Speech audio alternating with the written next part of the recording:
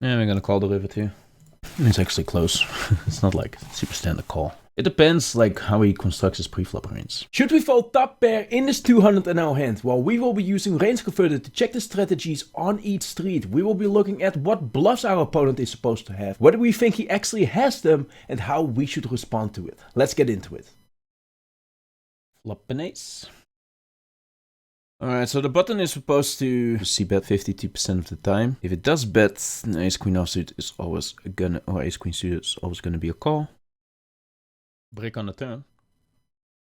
Turn was, I don't know, deuce of hearts or something. We are supposed to check again middle position. As you can see, we actually, MP has an equity advantage, but the equity realization for the button is much higher. 119% for the button, 86% for middle position. And that's why the EVs are very similar. Like when we look at the equity groups, we can see, yes, we have more top 25% hands, we get more 50 to 75% hands. Anyway, so the button is supposed to continue not at a very high frequency. It's supposed to continue with his flush draws, but he is actually supposed to continue with like his king 9 of diamonds and shit, and his king 10 of diamonds and king 10 of spades. In all honesty, I just don't think it's very likely. Apparently he is supposed to 3-bet, bluff some king jacks and queen jack offsuits. I don't think people 3-bet that wide, even if they play a 3-bet only strategy. But yeah, let's say he continues his 30 bigs. I think bet 20 bigs, right? Then I'm pretty sure ace queen offsuit is always going to be a call. Or we already start folding some ace queen offsuits. That's actually interesting. We already want to start folding some on the turn. I didn't think that would be the case. I mean, when we look at our whole range, it kind of makes sense. Like you always let go of your weakest part of your range, right? Ace 5, ace 4. Ace 4 has a straight drop picked up now on the turn. Ace 5 is 2 pair. We've got our sets. It actually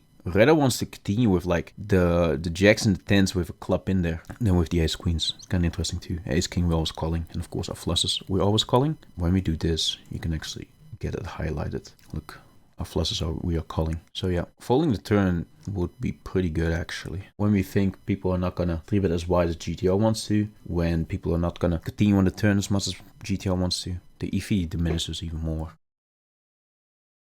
Yeah, we're gonna call the river too.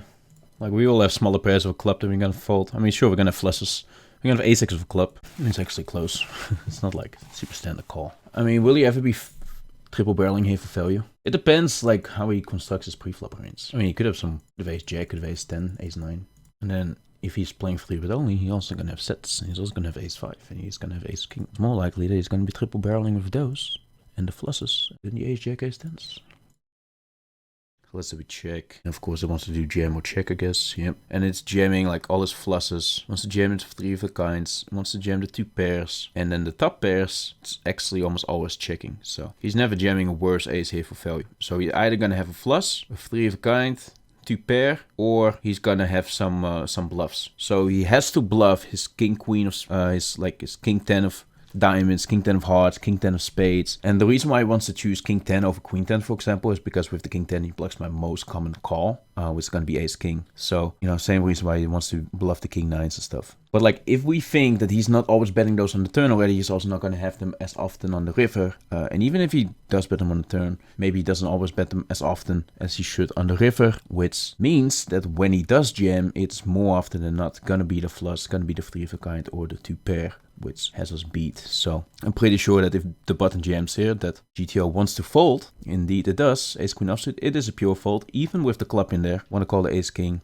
We want to call actually some ace jacks and ace 10s and ace 9s. Has to do with his bluffing range. Because with the ace queen, we block the king queen offsuit bluffs, which is what I said in hand, right? So yeah, what we want to call here is we want to call our sets, of course. GTO wants to sometimes call the 10s and 9s of a club in there. Ace king it wants to almost always call. And it wants to call some of the other ace x. Those aren't as many combinations actually. But to be fair, when we assume, and I think it's fair to assume, that the button is not having those pure bluffs, you know, the king 10 of spades, the king 10 of diamonds, then we are just absolutely burning money by calling those hands. So I think we made a really nice fold there. And yeah, thanks to RangeConverter, we just got that confirmed. So we made the right decision, and I hope you enjoyed this video. If you did, make sure to like it, make sure to subscribe, and I'm looking forward to see you in the next one.